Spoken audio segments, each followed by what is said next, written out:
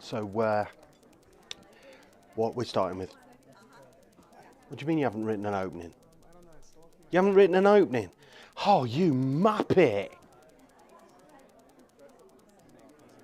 Hey folks, and welcome to another Doctor Who video, and this one is all about frogs!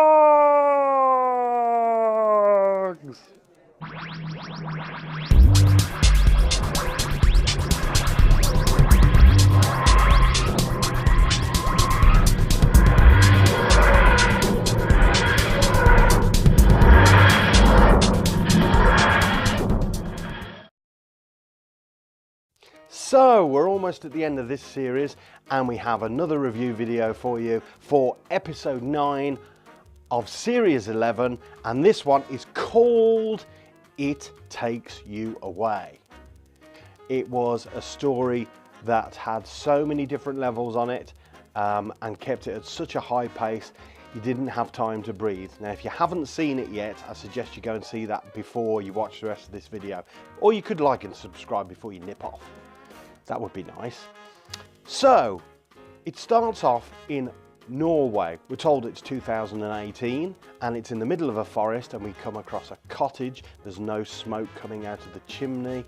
It's all boarded up, but Ryan sees that there's somebody inside and the team go to investigate. As with last week's episode, it's straight in. No TARDIS, no introduction, straight into the story. It seems to be working with these last couple of episodes, and I think they need to take more notice of that.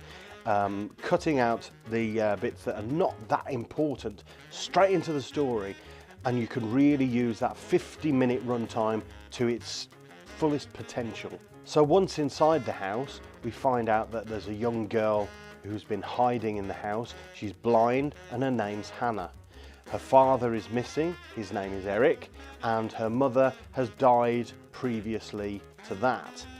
On a quick walk around the house, they find that there's a mirror in the attic.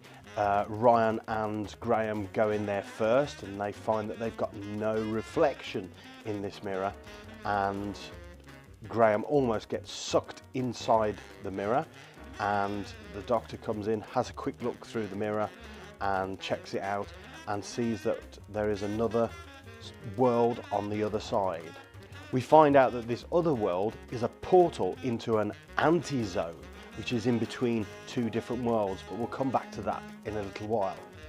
They meet a character called Ribbons of the Seven Stomachs, an alien who lives in this anti-zone, along with some flesh-eating moths. This is going to be the one that gives kids nightmares. Every time they see a moth now, they're going to be screaming. This is your moment, Chris. If you invented this character, this is your Weeping Angels moment. Ribbons is finished off by the flesh moths, and the Doctor and company end up popping out on the other side. And what do we find on the other side? It's a mirror image of the world they've just come from. In there, they find Eric, and we notice that there's something quite off there, because the first thing you see is he's got a huge logo across his chest for the band Slayer, and it's in mirror image. Eric's wife is there also, but as we later find out, it's not actually his real wife. But then the shock, of course, is when Graham bumps into Grace. And as the story develops, we find that they have to make some very difficult choices within this story when they're presented with the people that they love, who are almost flesh in front of them, who are trying to keep them in this other world. We're told by the Doctor that this other world is called Solitrak. It's a new one on me, that, never heard that before, but it's described as part of the universe that has conscious energy, and that it really doesn't mix well with the universe, and if the two were to collide, there would be absolute calamity. And so I'm not going to give you too much more of the plot. Let's talk about some of the characters now, shall we? So we've got Ryan and Yaz play a functional role this week. particularly Yaz, again, gets sidelined for all the mundane stuff, really. She doesn't get to do much.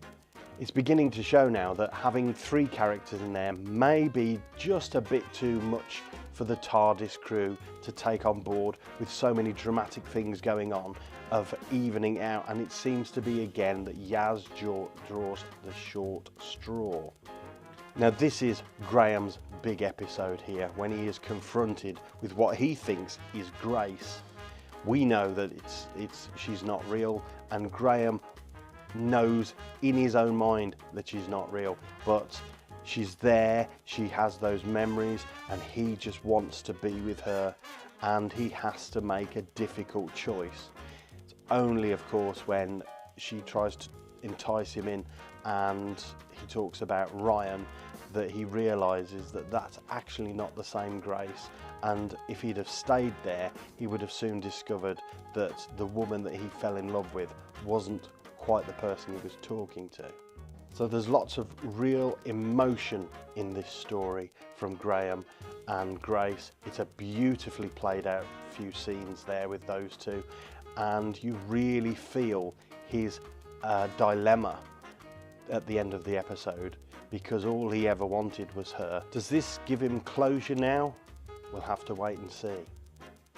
But then we have a beautiful moment right at the end of the episode where Ryan, for the first time, calls him Grandad. They've really gone for the horror in this one.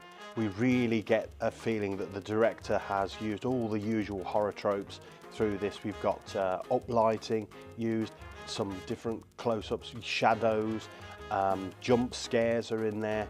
It really does feel like something from a horror movie.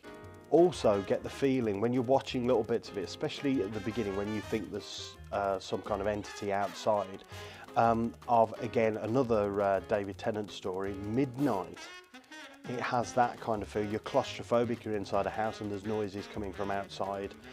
That did remind me of that story. And of course, because we're in a mirrored world and the sonic doesn't work, we had to have a moment, didn't we? And it came from Yaz, probably the only moment she had in this piece, where she says, "Oh, if only you could reverse the polarity." And there it was. Now, let's talk about Jodie Whittaker.